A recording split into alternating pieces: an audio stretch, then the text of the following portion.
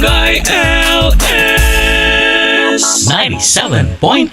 Forever. Mga kwento ng pag-ibig, kwento ng pag-asa, at mga kwento ng buhay dito sa Barangay Love Stories. Love Stories.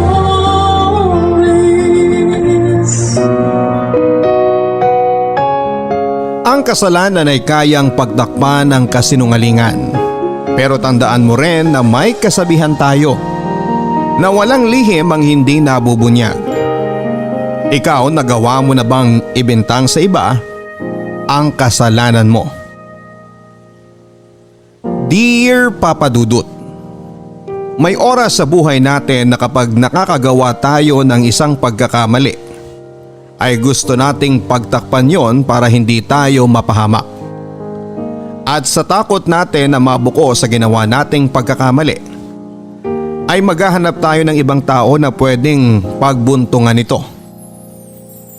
Isang magandang araw sa inyo, Papa Dudut, at sa lahat ng mga kabarangay na nakikinig ngayon. Tawagin niyo na lamang po ako sa pangalang Clara, 38 years old at isang housewife at nakatira ngayon dito sa Malabon. Matagal niyo na po akong listener, Papa Dudut. Sa umaga, sa tanghali at sa gabi ay wala po talagang lipatan. Solid kaming Barangay LS dito sa amin.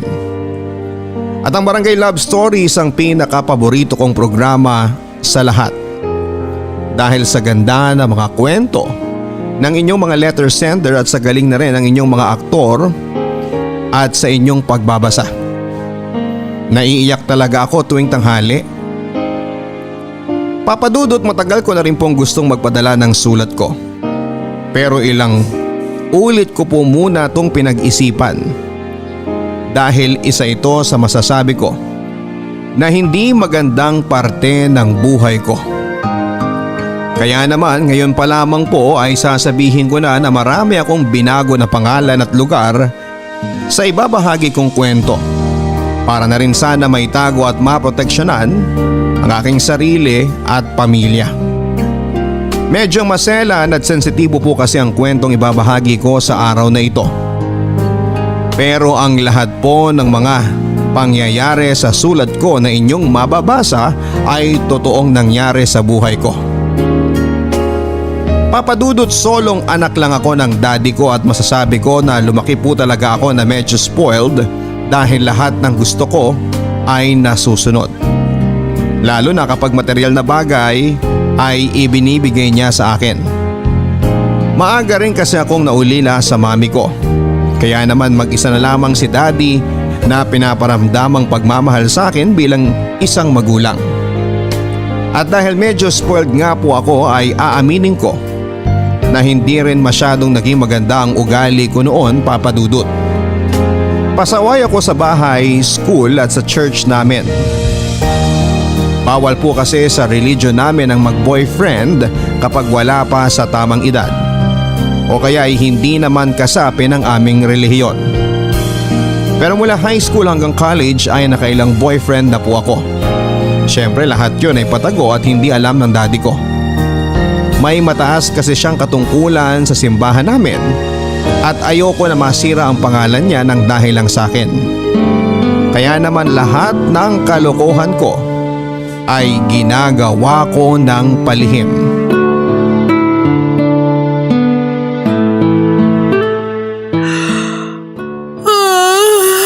Nakakaantok naman. Uy Clara, bakit nandito ka pa sa simbahan? Hinihintay ko pa kasi si Daddy. Kinakausap pa siya ni na pastor sa opisina. Nako, mukhang matagal pa yan. Oo nga eh. Naiinip na nga ako. Ikaw, bakit pala nandito ka pa rin? Kami kasi yung naka-assign ngayon sa pagbabalot ng mga pagkain at damit na idodonate dun sa churchmates natin na nasunugan. Inaantok na rin ako dun sa loob kaya tumakas muna ako. Parehas pala tayo eh. Nakakatamad naman kasi talaga dito sa simbahan natin. Wala man lang pogi para bigyan tayo ng inspirasyon para sipagin na umattend ng mga church service. Speaking of pogi, hindi mo pa siguro nakikilala si Nelson. Nelson? Sino yun? Bago lang yun dito sa church natin, pero matagal na siyang kasapi ng relihiyon natin. Galing kasi silang mag-ina sa probinsya at kalilipat lang dito sa lugar natin. Okay, so anong meron sa kanya? Kasi di ba naghahanap ka ng pogi dito sa church? Naku, Clara, pag nakita mo yung si Nelson, sisipagin ka ng umattend lagi ng mga service natin. Talaga lang ha? Baka mamaya mukhang paalang yung Nelson na yan. Uy, Lori, nandiyan ka lang pala. Kanina ka pa hinahanap dun sa stockroom ni na tita kasi bigla ka raw nawala. Ano kasi? Eto kasing si Clara may tinatanong tungkol sa isang subject nila sa school. Sabi ko nga i-email na lang niya sa akin mamaya. Oo nga pala Clara, ito si Nelson, yung bagong churchmate natin dito. Nelson, si Clara, best friend ko. Nice to meet you, Clara. Ganon din ako, Nelson. Alam mo, totoo pala yung sinasabi ni Lori kanina tungkol sa'yo. Ano yon? Nagwapo ka raw sa malapitan. Uy, wala akong sinabing ganyan Palabiro ka pala, Clara. Sige na, babalik na ako sa stockroom. Lori, sumunod ka rin doon ha? Oo, pakisabi kina tita na pabalik na rin ako. Makakarating. Balik muna ako doon. Bye. Grabe, Lori! Ang gwapo pala talaga ng Nelson na yun. Sabi ko naman sa'yo Kaya lang medyo suplado yan kasi solong anak lang. Tapos sila lang ng nanay niyang magkasama. Ang alam ko pa, working student siya. Tapos active pa dito sa mga service at activity ng church natin. Kaya ayan, medyo seryoso talaga sa buhay. Alam mo yan talaga yung mga tipo kong lalaki Yung kunwaring suplado at seryoso pero nasa loob naman ng kulo. Talaga ba? Kaya lang mukhang hindi ka type Kita mo nga hindi man lang nakipagkamay sa'yo. Nahihiya lang yun pero ramdam ko na type niya rin ako. Gusto mo magpustahan pa tayo In 1 month, boyfriend ko na yung si Nelson. Sige ba? Pupusta ako ng 1,000. Hindi ka papansinin yan. Aba, wala kang kabilib-bilib sa akin ha. Makukuha ko rin kaagad yung Nelson na yan, makikita mo. Magiging boyfriend ko rin yan, ha?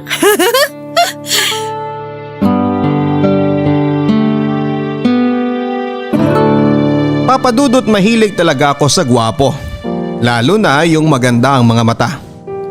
At ang pinaka gusto ko sa lalaki bukod sa itsura ay ang pagiging suplado nila at medyo seryoso sa buhay. Hindi naman kasi sa pagyayabang papadudot pero masasabi ko na isa akong babae na sinuwerteng makakuha ng magandang mukha at pangangatawan. Matangos ang ilong ko. Bilugan ang mga mata. Maganda ang ngipin at makinis ang kutis ko. May ilang beses na rin akong sumali sa mga beauty pageant noon at madalas naman akong nananalo. Kaya mataas ang confidence at paniniwala ko na maganda talaga ako physically. At nagiging challenge talaga para sa akin kapag may isang lalaki na hindi ako pinapansin. At tama po si Lori, papadudot. Nang makilala ko noon si Nelson ay naramdaman ko na parang hindi siya masyadong attracted sa akin. Kaya naman lalo ko siyang nagustuhan. Yung itsura niya kasi talaga ang type na type ko. Matangkad, medyo matipuno ang pangangatawan at maayos din kung manamit siya. Idagdag pa na matangos din ang ilong niya at maganda talaga ang mga mata niya. Kaya naman gustong gusto ko talaga na siya ang maging boyfriend ko noon. Hindi lang dahil sa pustahan namin ni Lori. Kung hindi dahil parang na love at first sight ako kay Nelson ng araw na yon.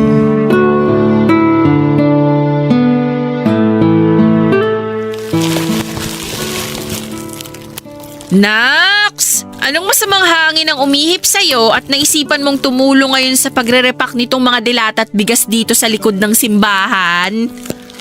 Wala lang. Ayoko lang umuwi ng maaga kaya nagpaiwan ako kay daddy dito. Ayaw mo lang umuwi ng maaga? O may pagpapakyutan ka lang dito? Wala no. Bawal na bang maging masipag paminsan-minsan?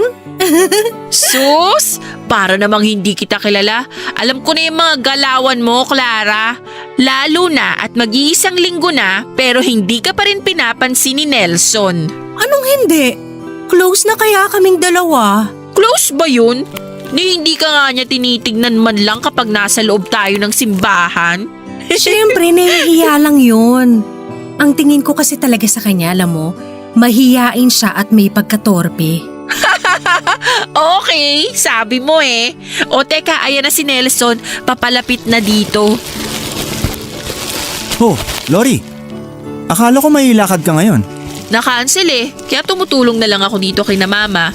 Lumabas lang siya saglit kasi bibili daw ng makakain natin.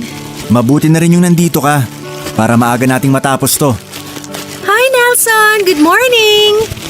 Nandito rin ako, katabi ni Lori.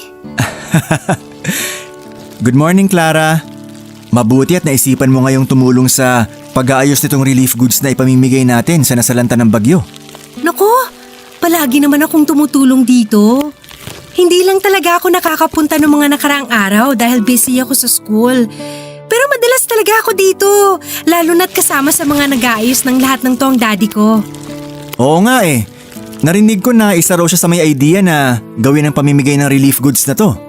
Yung daddy ko kasi, palaging may magandang plano para sa ikabubuti ng kapwa natin.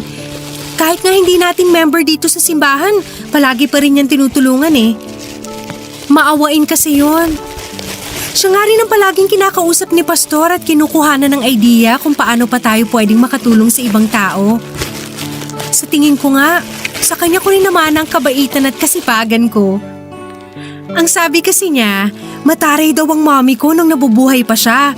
Eh hindi naman ako mataray at suplada, kaya siguro lahat ng lambing at pait ko sa katawan, kay daddy ko talaga nakuha.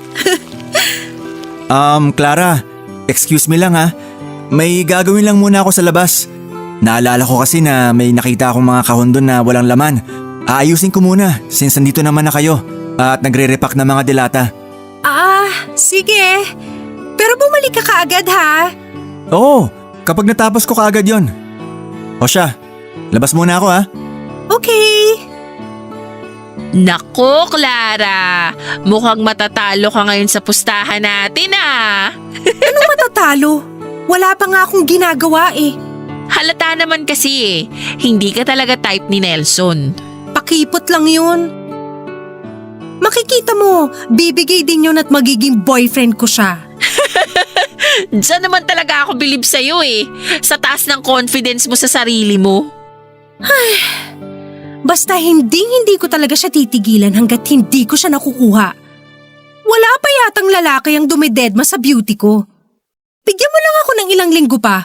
May in love din yung Nelson na yan sa akin.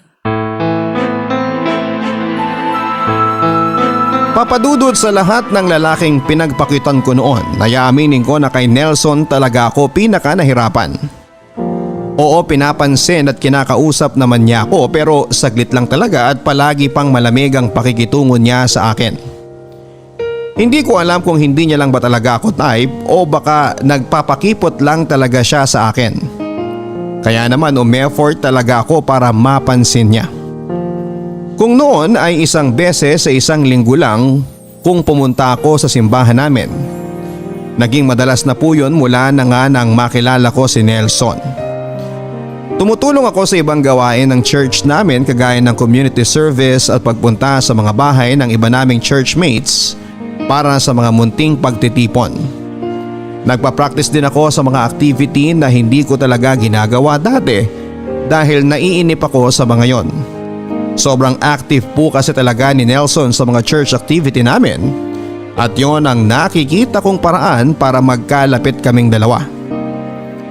Dahil nga sa effort ko, papadudot ay nagawa kong malaman sa ibang mga churchmate namin ang mga bagay-bagay tungkol kay Nelson.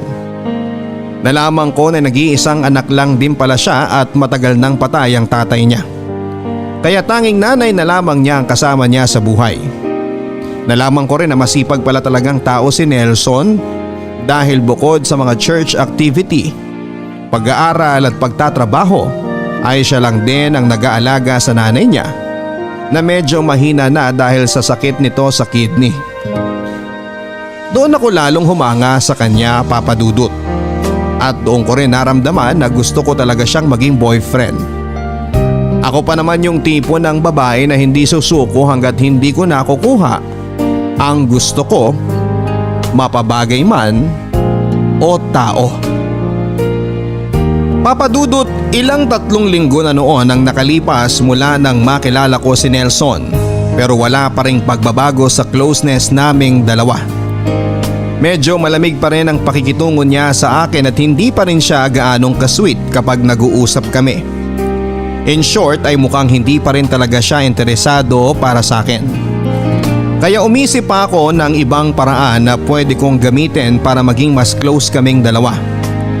Isa sa mga bagay na nalaman ko tungkol sa kanya ay ang pagiging mahilig niya sa music at sa mga bata.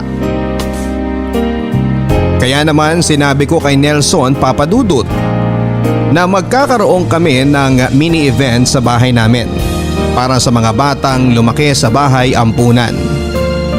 Nakita ko ang tuwa at excitement sa mga mata ni Nelson, lalo na nang itanong ko sa kanya kung pwede ba siyang tumugtog at kumanta sa event na yon.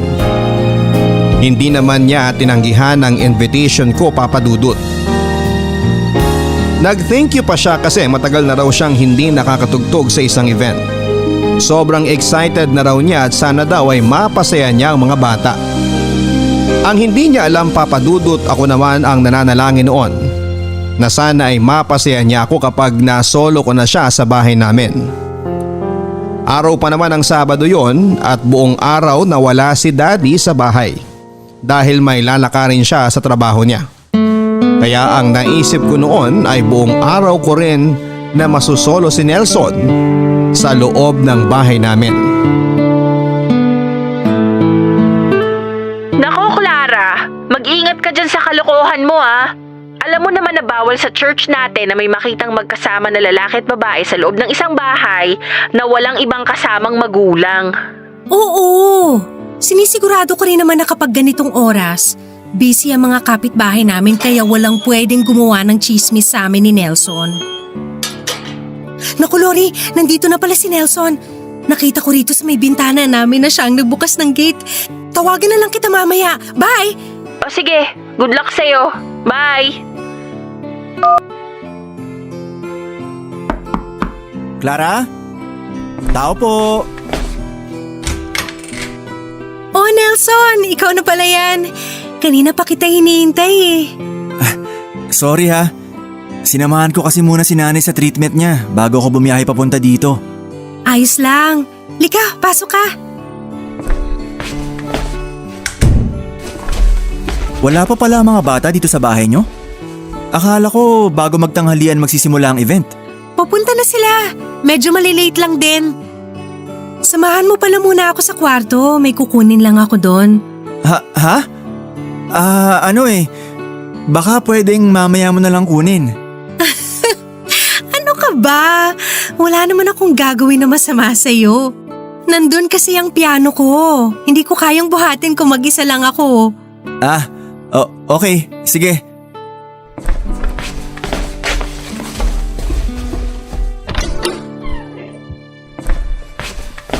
Ang laki pala ng kwarto mo. Saan ba dito nakalagay ang piano mo? Bakit sinarado mo yung pinto? Clara, sandali lang. Itigil mo nga yung paghalik mo sa akin. Ikaw naman, Nelson. Napakapakipot mo. Hayaan mo na nga lang ako sa ginagawa ko. Alam mo, lalabas na ako.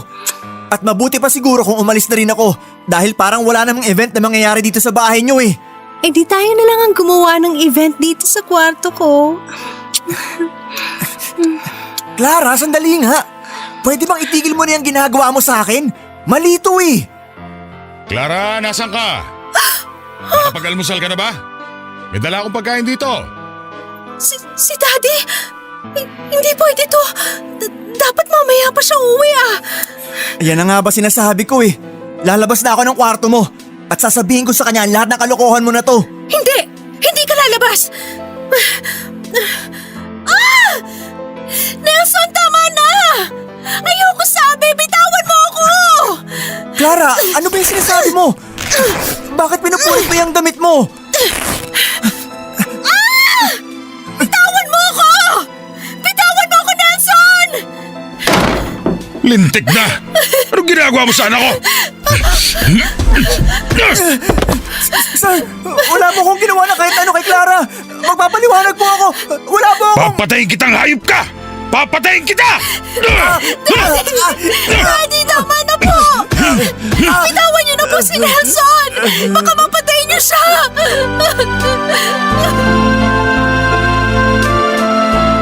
Papadudod sa sobrang takot ko po na mahuli kami ni Daddy at malaman niya ang tungkol sa kalokohan na gusto kong gawin kay Nelson ng araw na yon, ay bigla na lamang po akong nagsisigaw at sinira ang suot kong damit upang palabasin na may ginawang masama sa akin si Nelson. Kaya nang pumasok si Daddy at makita niya na nasa sahig na ako ng kwarto at sira-sira ang damit ko, ay agad niyang sinugod si Nelson, Papadudot, at halos mabugbog niya ito.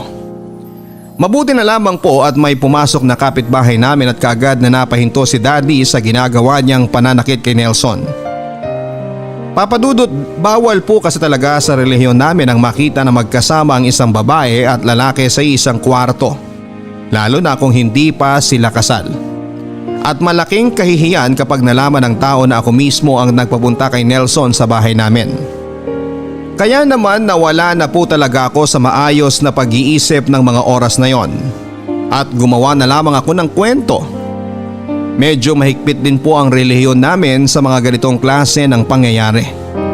Hindi namin ito basta-basta pinapaalam sa pulis o iba pang mga kinakaukulan.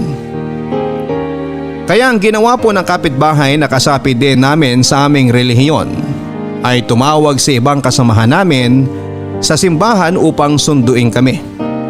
Iyak po ako ng iyak ng mga oras na yon, Papadudut. Hindi dahil sa takot kung hindi dahil sa guilty at kahihiyan sa mga nangyari. Nakita ko kasi ang mukha ni Nelson na may bahid ng dugo at malaking pasa dahil sa mga suntok ni Daddy. Nakita ko ang galit sa mga mata niya sa talas ng tingin niya sa akin. Alam ko, Papadudot, at ramdam ko na galit siya sa akin ng mga oras na yon. Lalo na nang magkaharap-harap kami sa opisina ng pastor ng aming simbahan.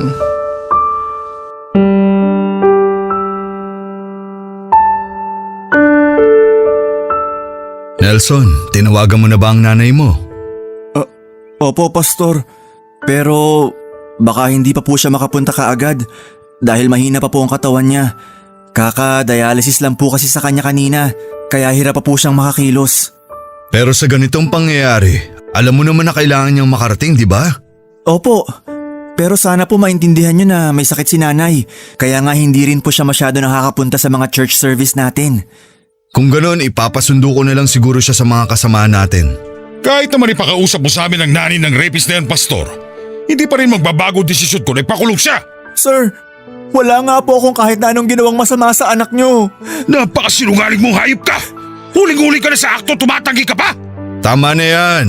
Mamaya na tayo magtalo-talo kapag nandito na ang nanay ni Nelson. Ngayon, gusto ko munang marinig mula kay Clara ang nangyari sa loob ng bahay ninyo. Clara, paano ba talaga nakapasok si Nelson hanggang sa loob ng kwarto mo? Clara, please! Sabihin mo ang totoo! Na wala akong kasalanan! Tumahimik ka dyan! Kung hindi, sasamahin ka talaga ulit sa akin! Sandali lang! Sandali lang! Si Clara ang tinatanong ko at boses niya lang ang gusto kong marinig ngayon. Clara, sabihin mo kung ano talaga ang nangyari bago makapasok ng kwarto mo ang daddy mo. May kumatok po kasi sa pinto ng bahay namin. Nang buksan ko po, nakita ko na si Nelson pala ang bisita namin. Akala ko si Daddy ang pakay niya kaya sinabi ko po kaagad na nawala si Daddy doon at may pinuntahan. Hindi ko naman po talaga siya dapat papapasukin pero tinulak niya po ako. Hinila niya ako papasok sa loob ng bahay at papasok ng kwarto. At doon po. Doon na po sinimulang sirain ang damit ko. Clara, alam mo hindi totoo yung mga sinasabi mo. Please naman. Wala akong kasalanan sa'yo. Wala akong kahit na anong ginawa sa'yo masama. Parang awa mo na, Clara. Sabihin mo sa kanila ang totoo. Hindi kita sinaktan. Ikaw mismo nagpapunta sa akin sa bahay niyo. Ayup kang rapist ka! Huwag mong ginagawa sinungaling anak ko! Tama na yan! Igalang nyo naman ang opisina ko. Mabuti pa, Nelson, lumabas ka muna. Mamaya na lang tayo mag-usap kapag dumating na ang nanay mo. Pero Pastor… Ang sabi ko, lumabas ka na, di ba? O gusto mo tumawag na ako ng pulis para tuluyan ka ng makulong? Sige po, Pastor. Lalabas na po ako.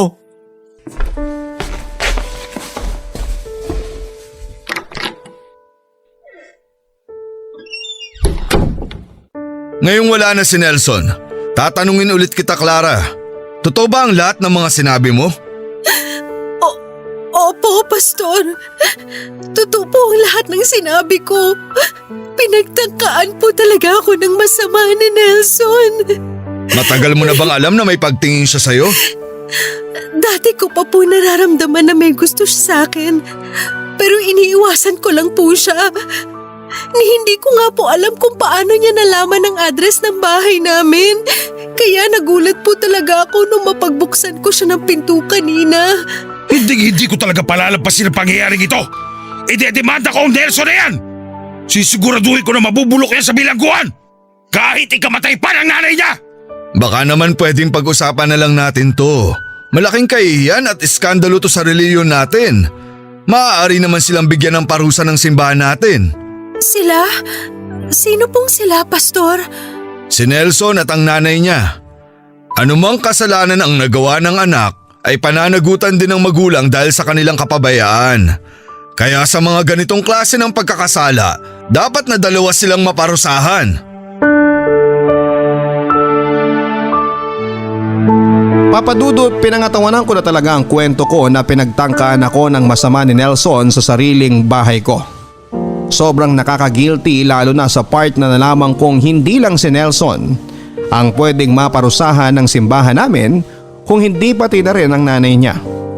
Pwede silang mapatalsik sa aming relihiyon o sa lugar namin. Ang parusa ay nakadepende sa mga taong may mataas na katungkulan sa simbahan namin. Pero ganun pa man ay nagsampa pa rin ang kasong attempted rape si Daddy kay Nelson. Kaagad pong nadakip si Nelson at nakulong. At habang nasa presinto kami, Papa Dudut, ay nakilala ko ang nanay ni Nelson. Payat na payat ito at halata sa kanya na mahina nga ang kanyang katawan kagaya ng sinasabi ni Nelson kay Pastor. Nakiusap siya sa amin ni Daddy na iatras namin ang demanda. Umiyak at nagbakaawa ang nanay ni Nelson habang paulit-ulit na sinasabi na hindi masamang tao si Nelson. Alam ko naman yon, Papa Dudut. Sa maikling panahon na nagkakilala kami noon ni Nelson ay naramdaman ko na may mabuti siyang puso. Pero hindi ko kakayanin ang kahihiyan na pwede kong harapin at ang masira ang pangalan ni Daddy sa oras na aminin ko sa kanila ang katotohanan. Kaya naman nangako ako noon sa sarili ko na walang ibang makakaalam na kasinungalingan lang ang lahat ng sinasabi ko sa kanila. Papa Dudut, mabilis na kumalat sa simbahan namin ang nangyari sa bahay. Nagkaroon din ito ng iba't ibang version ng kwento. Na matagal ko na raw palang stalker si Nelson at napansin daw nila na palagi itong nakatingin sa akin sa mga church service namin. Na siguro daw ay may lahing baliw sina Nelson kaya niya nagawa ang pagtangkaan ako ng masama. Karma daw ang nangyari sa pagkakakulong kay Nelson dahil masamang babae daw ang nanay niya. At marami pa akong iba't ibang version na narinig, Papa Dudut. At halos lahat ng yon ay puro kasiraan kay Nelson. Dahil matagal na nga kami sa lugar namin at kilala si Daddy na may mataas na katungkulan sa simbahan, ay mas pinaniwalaan nila ang kwento ko. Wala ko halos narinig na kumampi kay Nelson. Lahat sila ay galit na galit din kay Nelson na parabang sa kanila ito may ginawang kasalanan. Hinayaan ko lang ang lahat ng mga naririnig ko. Wala na akong ibang sinabi sa kanila, Papa Dudut, kagaya ng payo ng pastor namin. Hindi ko na rin tinama pa ang iba't ibang version ng kwento na alam nila. Dahil ang mahalaga para sa akin ng mga oras na yon ay manatiling malinis ang pangalan namin ni Daddy sa simbahan namin. Uy Clara, buti naman nakapunta ka dito sa church natin. Oo nga eh. Hindi rin muna kasi ako pinapalabas ni Daddy ng bahay namin. Hindi nga rin muna niya ako pinapapasok sa school. Ganun ba? Ang tagal din nating hindi nakapag-usap eh. Pero kumusta ka na? Mas maayos na kaysa nung nakaraang mga araw. Mabuti naman kung ganun. Pero Clara, totoo ba yung nangyari? Hindi ko na kasi alam kung ano yung totoo sa mga kwento na naririnig ko eh. Ang daming version eh. Pero alam mo, nagigilty ako kasi dapat talaga hindi ko na pinakilala sa'yo si Nelson. Kung alam ko lang na may pagkamanyakis pala yung lalaking yun, di dapat hindi na ako nakipagpustahan sa'yo. Hindi naman kasi halata sa kanya na masamang tao siya eh. Uy, ba't ka umiiyak? Nahihirapan pa rin kasi ako hanggang ngayon eh. Pakiramdam ko, gabi-gabi akong pinabangungot ng dahil sa nangyari sa bahay. Sorry, hindi ko na siguro dapat tinanong pa. Alam ko naman na mahirap talaga sa'yo yung nangyari. Na-trauma ka sa ginawa ni Nelson sa'yo. Hayop pala yung lalaki na yun, napakamanyak. Mabuti na lang talaga't nakulong na siya. Ayos lang. Huwag ka mag-alala. Ang totoo, nagigilty lang kasi talaga ako hanggang ngayon eh. Guilty? Bakit naman? Kasi Lori, hindi naman talaga masamang tao si Nelson eh. Mali ang iniisip ng iba sa kanya. Ha? Anong ibig mong sabihin? Lori, ako yung may kasalanan dito kung bakit nakulong si Nelson. Inosente talaga siya. Teka, naguguluhan ako eh. Magtapat ka nga sa akin, Clara. Ano ba talagang nangyari ng araw na yun? Lori, hindi talaga ako pinagtangkaan ng masama ni Nelson. Dapat kasi hahalikan ko lang siya noon para maakit ko siya at mapaamin na gusto niya rin ako. Kaya lang biglang dumating si Daddy. Tapos nagpanik na ako kaya nagsisigaw na lang ako. At umarte na may ginagawang masama sa akin si Nelson. OMG, Clara! Paano mo nagawa ang bagay na yun? Nagpanik na nga ako eh. Natakot ako. Ayoko mapagalitan ako ni Daddy tsaka ayoko masira ang pangalan namin dito sa church natin. Kaya nagsinungaling ka't gumawa ka na lang ng kwento? Alam mo ba na dahil sa ginawa mo, pabalik-balik ngayon sa ospital ang nanay ni Nelson? Lalo siyang nanghihina at lalo silang nababaon sa utang dahil sa paghahanap ng nanay niya ng pera sa pampiyansa para kay Nelson. Kaya nga lalo ako nagigilty. Sinabi ko na nga rin kay Daddy na iatras na namin ang kaso at hayaan na lang sina Pastora magparusa kay Nelson. At hahayaan mo talaga na parusahan nila si Nelson? Kahit wala naman siyang kasalanan? At least hindi siya makukulong. Ang tibay naman ng sikmura at konsensya mo, Clara. Naghihirap na nga yung mag-ina na yun tapos lalo mo pang pahihirapan ang buhay nila? Anong klaseng pag-iisip meron ka? Huwag ka na magalit sa akin, Lori. Alam ko naman na kasalanan ko talaga lahat to eh. At hindi na talaga kinakaya ng konsensya ko kaya sinabi ko na sa'yo ang totoo. Hindi ko kailangan na kampihan mo ko dahil ako talaga ang masama dito. Pero ang gusto ko lang, makinig ka sa akin. At itago mo lahat ng mga nalaman mo. Ano pa bang magagawa ko? Ayoko rin namang madamay pa sa gulo na to. Pero please lang, Clara. Pakiusapan mo naman ang daddy mo na iatras ng demanda kay Nelson. Kahit yun na lang ang magawa mo. Dahil hindi mo alam ang hirap na pinagdadaanan ng nanay niya ngayon para lang makahanap ng perang pampiyansa sa kanya.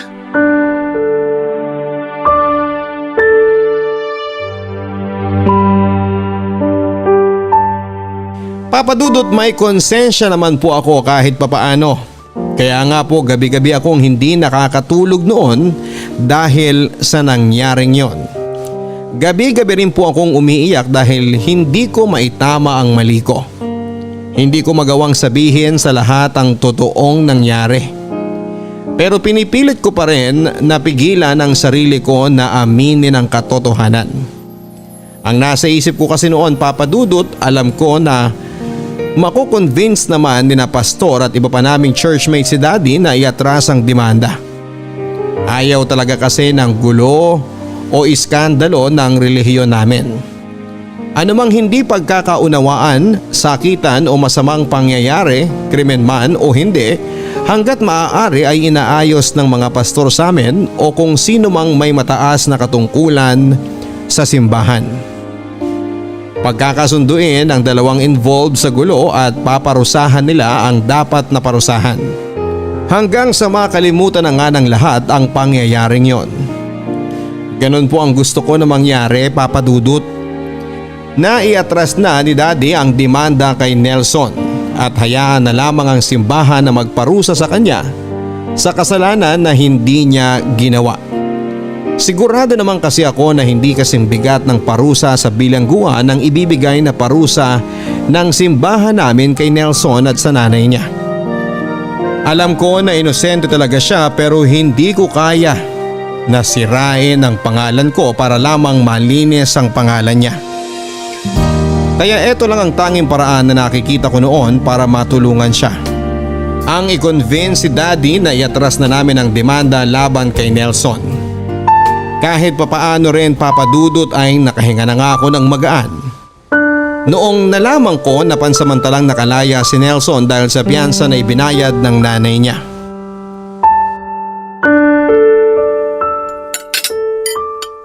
Ang balita ko nakalabas na raw ng kulungan ng hype na Nelson na yon. Narinig ko rin po yan sa simbahan kanina. Lintik talaga. Dapat hindi siya tinulungan ng ibang kasapi natin sa simbahan eh. Sigurado kung sila nag-abot ng pera para makaipon ng pampiyansa ang nanay ng Nelson na yon. Mabait naman po ang nanay ni Nelson, Daddy. Kaya po siguro marami ang tumulong sa kanya para makaipon ng sapat na pera. Anong mabait? Eh yun din naman ang sabi nila kay Nelson nung bago pala siyang umati sa simbahan natin ah. Kunwaring maamong tupa ang mukha at kilos. Demonyo naman pala ang budinong hayop na yon. Daddy, kinausap nga po pala ako kanina ni Pastor. Ano na naman sinabi niya sa'yo? Tungkol pa rin po sa nangyari dito sa bahay. Huhulaan ko. Gusto niyang kumbinsihin mo ako na i-atras natin ang demanda kay Nelson. Tama ba? Opo, Daddy. Ganon nga po. Alam mo, hindi ko maintindihan ang pastor natin na yan eh. Gusto niya ng katahimikan sa simbahan at relihiyon natin. Pero hindi niya naman maitama ang mali na ginagawa ng mga kasapi natin sa simbahan. Pero hindi po ba may nakalaan naman po silang parusa para sa mga kasapi na nagkasala? Oo nga.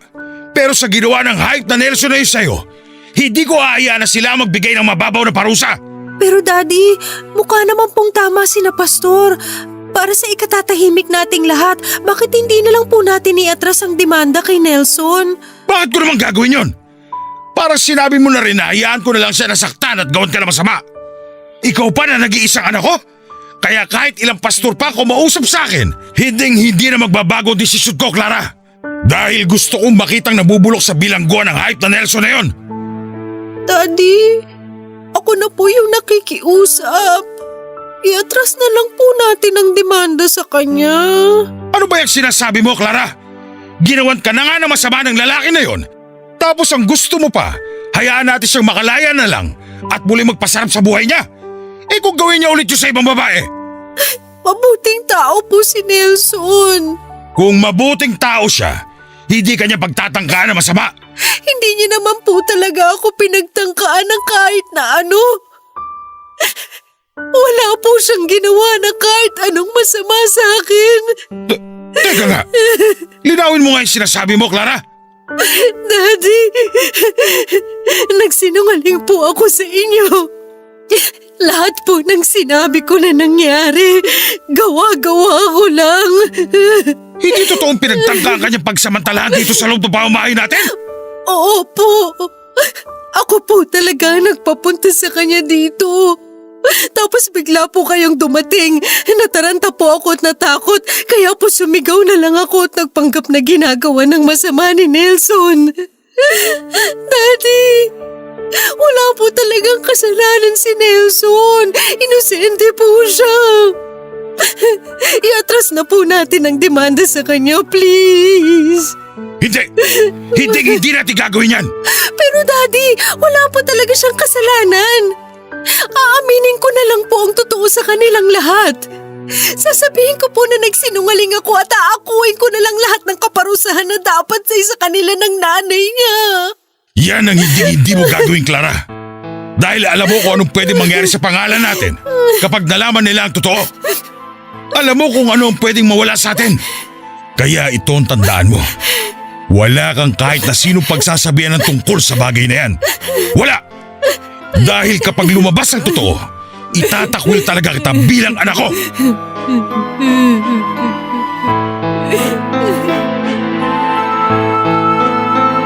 Papa Dudut, siguro nga ay nagmana talaga ako sa daddy ko. Pareho kami na gustong ingatan ang aming imahe at pangalan sa ibang tao. Yung kahit makatapak o makapanakit na kami ng iba ay ayos lang. Basta nananatiling malinis ang pangalan namin sa paningin at pandinig ng iba. Sa kanya ko talaga siguro naman ang ugali ko na pagiging makasarili. Walang ibang mahalaga sa amin kung hindi ang aming mga sarili lamang. Pero Papa Dudut, nilalamon na po talaga ako ng konsensya ko ng mga panahon na yon. Kaya po ilang beses ko rin pong iniyakan si Daddy at pinakiusapan na iatras na namin ang demanda kay Nelson. Pero sinabi niya na ayaw niyang mapahiya at mag-isip ng masama ang ibang tao sa amin. Na kailangan daw ay makita ng lahat na ako talaga ang biktima sa nangyari. Hindi niya raw hahayaan na mangyari na dahil sa kalokohan ko ay mawala sa kanya ang katungkulan niya sa simbahan na matagal niyang iningatan at pinagpaguran. Kaya para daw sa ikakatahimik namin ay gusto niya raw talaga na makulong si Nelson. Naging triple po tuloy ang pagka-guilty ko noon, Papa Dudut. Gustong gusto ko na po kasi talagang itama ang naging pagkakamali ko. Pero paano ko gagawin yon kung ang gusto ng daddy ko ay ipagpatuloy ang kasinungalingan na inumpisahan ko? Papa Dudut, may 3 buwan din ang lumipas bago ako bumalik sa pag-aaral ko noon. Kinuha ko ulit ang mga subject na hindi ko na nagawang pasukan at tapusin bago nangyari ang gulo sa pagitan namin ni Nelson. Mahirap pero pinilit ko na ibalik sa normal ang buhay ko. Lalo na at hindi ko na rin nakita pa noon si Nelson. Hindi na kasi siya uma-attend ng mga church service namin, Papa Dudut. Ang balita ko rin ay lumala raw ang sakit ng nanay niya kaya kinailangan niya itong palaging bantayan. Huminto na rin daw siya sa pag-aaral dahil nga sa nabaon na raw sila sa utang. At siguro dahil na rin sa kahihiyan ay hindi na siya nagpapakita pa sa simbahan namin. Hindi pa rin inatras ni Daddy ang demanda, Papa Dudut. Pero si Pastor ay hindi rin sumuko sa pagkumbinse kay Daddy na tapusin na ang gulo. May nakahanda naman raw na parusa para kay Nelson at sa nanay nito. At mas okay na raw yon kesa mas skandalo pa ang simbahan at relihiyon namin. Pero ng mga oras na yon ay buo pa rin talaga ang isip ni Daddy na makitang nabubulok sa loob ng bilangguan si Nelson. Nako Clara, hindi pala ako makakasabay sa iyo umuwi. May practice pa kasi kami ng sayaw para sa isang subject namin eh. Sorry ha. Ay, ano pa bang magagawa ko? Hindi naman kita pwedeng kalad ka rin para sumabay sa akin. O siya, mauna na akong umuwi. Maglalakad na lang ako papunta doon sa may sakay ng tricycle. O sige, babalik na rin ako sa gym. Ingat ka. Ingat ka rin mamaya. Bye! Clara, sandali. Nelson? Anong ginagawa mo dito? Gusto lang kita makausap kahit saglit lang. Pero alam mo naman na hindi tayo pwede mag-usap kung di natin kaharap sina Pastor, di ba? At alam ko rin na hindi ka magsasabi ng totoo kapag kaharap natin sila. Lalaki lang kasi ang gulo na to kapag nalaman nila na nagkita tayo ng walang ibang kasamang tao. Kaya please, umalis ka na lang, Nelson. Sino ba nag-umpisa ng gulo na to? Hindi ba ikaw naman, Clara? Nelson, I'm sorry. Sorry? Para saan? Para sa mga kasinungalingan na inimbento at pinagkalat mo? Clara! Hindi mo alam kung paano mo sinira ang buhay ko! Nelson, nasasaktan ako. Bitawan mo braso ko, aray. Alam mo ba kung ano ginawa nila sa akin sa bilangguan? Ha? Binugbog nila ako dun sa loob. Maraming beses at paulit-ulit. Dahil ang sabi nila, masamang tao raw ako. At ang masasamang tao raw na kagaya ko, hindi na dapat binubuhay sa mundong ito. Pero Clara, wala akong kasalanan. Inosente ako. At ikaw mas nakakaalam nun. Hindi ko naman sinasadya talaga eh. Nagpanik lang ako nung dumating si Daddy sa bahay. Kung hindi mo sinasadya, bakit hindi mo binawi ang lahat ng kasinungalingan na sinabi mo? Dahil natakot na ako. Natakot ako sa sasabihin ng ibang tao sa amin, lalo na sa akin. Kaya ayos lang sa'yo kahit makasira ka ng buhay ng ibang tao? Palibhasa kasi, hindi ka lumaki sa hirap eh. Hindi mo alam kung anong hirap ang pinagdaanan ko mula ng bata pa ako. At ngayon, dinoble mo pa ang hirap na pinagdadaanan ko dahil sa kasinungalingan mo. Dinamay mo pa ang nanay ko. Nang dahil sa'yo, lalong lumubha ang sakit niya. Ikaw, Clara, ang punot-dulo ng pagkasira ng buhay ko! Nelson, please. Please, nasasaktan na talaga ako. Bitawan mo na ang braso ko, aray. Tinakwil kami ng halos lahat ng kamag-anak namin. Tinakwil kami kahit ng mga dati naming kaibigan. Ilang beses na lumuhod at nagmakaawa ang nanay ko sa kung kani-kaninong tao para lang makahiram siya ng pampiyansa sa akin. Ilang mura at sigaw ang tinanggap niya para lang makakuha siya ng pera. Clara, wala naman kaming kasalanan sa'yo eh. Wala akong kahit na anong naging kasalanan sa'yo. Pero bakit? Bakit kailangan mong gawin to sa akin? Bakit kailangan mo sirain ang buhay ko? Nelson? Anong ginagawa mo kay Clara? Tandaan mo to, Clara. Pagsisisihan mo ang lahat ng ginawa mo sa akin.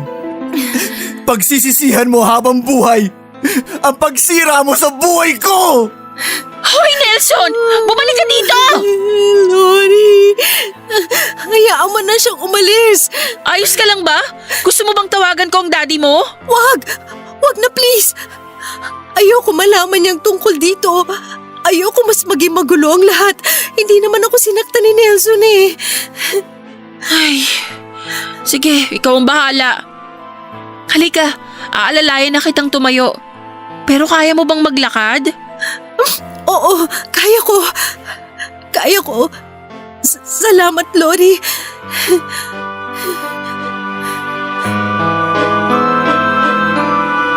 Papadudot, sa totoo lang po ay natakot ako noon sa biglang pagsulpot ni Nelson sa harapan ko. Lalo na sa paraan niya ng pakikipag-usap sa akin. May gigil at galit ang bawat salitang binitawan niya. Ramdam ko rin ang bigat na dinadala niya dahil sa luha sa kanyang mga mata. Yon ang unang pagkakataon na nakita ko ulit siya pagkatapos naming magharap-harap noon sa presinto. Malaki po ang pinayat niya. Nagkaroon din siya ng makapal na balbas at bigote. Halos lumampas na rin sa may batok niya ang makapal niyang buhok at halata sa lalim ng eyebags niya na ilang araw na siyang hindi nakakatulog ng maayos. Malayong malayo na po ang itsura niya sa gwapong Nelson na nakilala ko dati. At alam ko na lahat ng yon ay dahil sa akin. Nang makauwi po ako ng bahay ay hindi ko sinabi kay Daddy ang tungkol sa ginawa sa akin ni Nelson, Papadudut. Pinakiusapan ko rin po si Lori na sana ay wala na siyang ibang pagsabihan para hindi na rin lalo pang maiskandalo si Nelson. Sa ginawa niya kasing yon ay alam ko na siya lang din ang mas mapapahamak. Kaya pinilit ko na lamang ang sarili ko na pakalmahin at itago ang lahat. Bakit parang ang daming tao ngayon sa labas ng simbahan? Oo nga po, Daddy. Napansin ko rin po yun kahit kanina nung nag-park tayo ng sasakyan sa labas. Wala namang espesyal na okasyon ngayon. Tsaka masyado pang maaga para sa service ni Pastor. Baka po merong may birthday kaya parang may okasyon ngayon. O siya, sige, maiwan muna kita dito. Pupuntahan ko lang muna si Pastor sa opisina niya, ha? Sige po, dito ko na lang po kayo hihintayin na makabalik. Nasaan kaya si Lori? Nakita ko na ang mama niya sa labas kanina eh. Bakit hindi ko pa rin siya nakikita dito hanggang ngayon? Clara, nandito ka na pala sa simbahan. Medyo kararating lang din. Saan ka pala galing? Nakita ko na kasi ang mama mo sa labas kaya akala ko makikita kaagad kita. May inayos lang akong gamit sa stockroom. Ah, okay. Lori, bakit pala parang ang daming tao ngayon dito sa simbahan? Akala ko meron lang may birthday pero parang hindi naman kasi ang seseryoso ng mukha ng mga churchmate natin. Clara, hindi mo pa ba alam ang nangyari? Magtatanong ba ako kung alam ko na? Ano ba kasi yun? Ano kasi? May nangyaring hindi maganda sa bahay ni na Nelson kaninang umaga. Ha? Ano yun? Sabihin mo sa akin, Lori.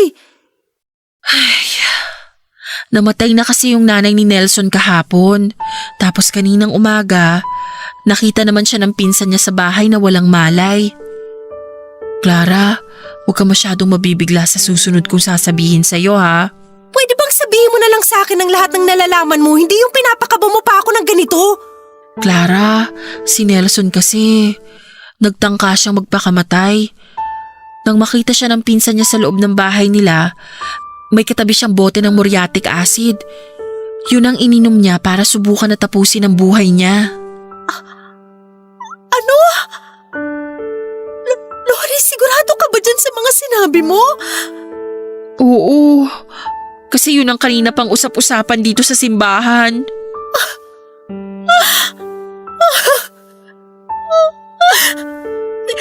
Kumusta si Nelson? Maayos na bang lagay niya? Nakaligtas ba siya mula sa ginawa niya? Hanggang ngayon, critical pa rin ang lagay niya. Ang narinig ko pa mula sa mga kasapi natin dito sa simbahan na may mataas na katungkulan. Nagtatalo sila kung magpapadasal pa ba sila para sa kaligtasan ni Nelson o hindi na. Alam naman kasi natin na napakalaking kasalanan ang ginawa niya. Ako may kasalanan nito eh.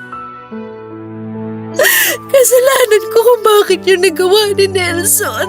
Huwag mong sabihin yan. Hindi mo naman inutos kay Nelson na subukan niyang magpakamatay eh. Pero kung dahilan ko bakit nasira ang buhay niya, kaya parang ako na rin na nagtulak para gawin niya yun. Kasalanan ko talaga to, Lori. Kasalanan ko lahat ng to. Dapat sinabi ko na lang ang totoo. Hindi ko na dapat tinago pa yun. Dapat hindi ko na lang ibinintang sa kanyang naging pagkakamali ko. Tama na, Clara. Baka may iba pang makarinig sa mga sinasabi mo eh. Ay, hayaan mo na lang ang nangyari. Hindi na rin naman natin maibabalik ang lahat eh. Ipagdasal na lang natin na sana mailigtas siya ng mga doktor.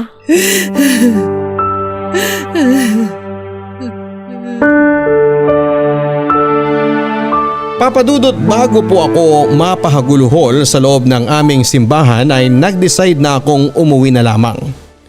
Pinasabi ko kay Lori na sabihin kay Daddy na nauna na akong umuwi.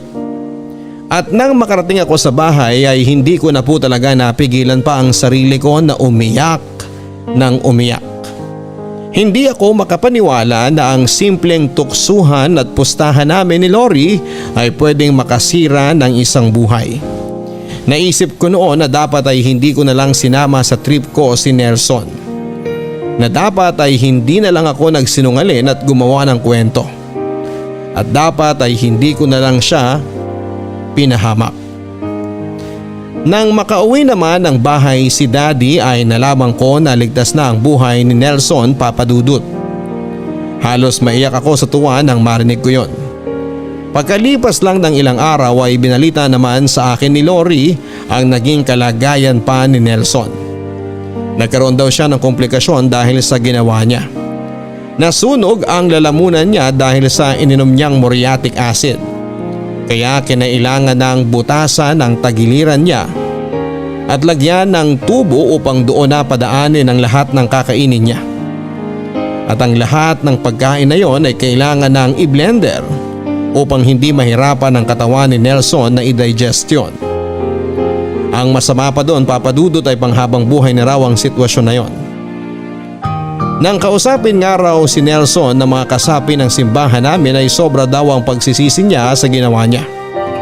Sinabi raw ni Nelson na parang pinarusahan na kaagad siya ng Diyos dahil sa malaking kasalanan na binalak niyang gawin. Hindi na lang daw talaga niya matanggap na wala na ang nanay niya kaya pumasok sa isipan niya na tapusin na lang ang sarili niyang buhay at sundan na lamang ito. Iniatras na rin namin ni Daddy ang demanda kay Nelson noon, Papa Dudut. At pagkalipas lang ng 2 buwan ay nalaman ko na umalis na siya sa lugar namin bilang parte at pagtanggap niya ng parusa ng aming simbahan sa kanya.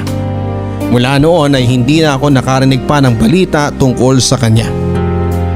Papa Dudut, hindi rin naman po naging madali para sa akin ang tanggapin ang lahat ng mga nangyari. Sobrang na-depress po talaga ako ng mga panahon na yon. At sumagi na rin sa isipan ko na tapusin na lamang ang buhay ko. Dahil alam kong yon lang ang sapat na kabayaran sa kasalanan na mga nagawa ko. Gustong gusto ko na kasi talaga na matanggal ang bigat na nararamdaman ko sa dibdib ko. At sigurado ako na mawawala lang yon kapag tinapos ko na ang buhay ko. Sa kabilang banda, Papa Dudut, ay hindi ko rin po yun ginawa dahil ang naiisip ko noon ay ayoko nang madagdagan pa ang kasalanan ko. Kaya pumayag ako sa gusto ni Daddy na magpa-check up ako sa isang espesyalista sa pag-iisip. Natulungan naman ako nito na kahit papaano ay mabawasan ang matinding depression na pinagdadaanan ko. Hindi ko masabi-sabi na tuluyan na yung nawala, pero kahit papaano ay nagagawa ko ng makatulog ng maayos noon. At paunti-unti ay sumisigla na ako sa tulong na rin ni Daddy. Pero Papa Dudut, kung kailan naman po unti-unti nang nakakabangon noon, ay saka naman po dumating ang isang pangyayari sa buhay ko na hindi ko alam kung pagsubok ba o parusa sa akin. Namatay kasi ang daddy ko nang dahil sa isang aksidente. Sumabog ang tangke ng LPG sa gusali na pinagtatrabahuhan niya at kasama siya sa mga nasawi. Noong ko ulit naramdaman, Papa Dudut, na para bang gusto ko na lang biglang maglaho sa mundong ito. Dahil ang kaisa-isang tao na kasama ko sa buhay ko at hindi napagod na alalayan ako ay nawala pa sa akin. Sa pangalawang pagkakataon ay pinilit kong magpakatatag. Ayoko nang tuluyan pang masira ang buhay ko dahil sa mga naging kasalanan ko. Tumira ako noon sa mga kamag-anak ko at nagpatuloy sa pag-aaral habang pilit na kinakalimutan ang lahat ng mapait na parte ng alaala ko. Mahirap, sobrang hirap po, Papa Dudut. Pero wala naman akong ibang pagpipilian. Kesa mahirapan akong tanggapin ang lahat ay mas mabuti pa na kalimutan ko na lamang. Pero hindi ko rin naman masasabi na nagawa ko yon, Papa Dudut, dahil kahit halos 20 taon na ang nakakaraan ay parang sariwang-sariwa pa rin dito sa dibdib ko ang sakit. Nagigilty pa rin ako dahil sa kasinungalingan na pinagkalat ko noon. At kagaya ng sinabi ni Nelson sa naging huling pag-uusap namin, habang buhay ko talaga sigurong sisisihin ang sarili ko dahil sa pagsirang ginawa ko sa buhay niya. Papa Dudut, dito ko na po tinatapos ang sulat ko na ito. Maraming salamat po sa pagpili at pagbabasa ng kwento ko para sa araw na ito. At sana sa oras na marinig ko na tong maere sa inyong programa ay maging tulay na ito para tuluyan ko nang makalimutan ang lahat ng masasamang nangyari sa buhay ko. Dahil sa maniwala kayo at sa hindi ay 20 taong ko na pong pinagsisisihan ang kasalanan na nagawa ko noon. Ang inyong forever kapuso at kabarangay, Clara.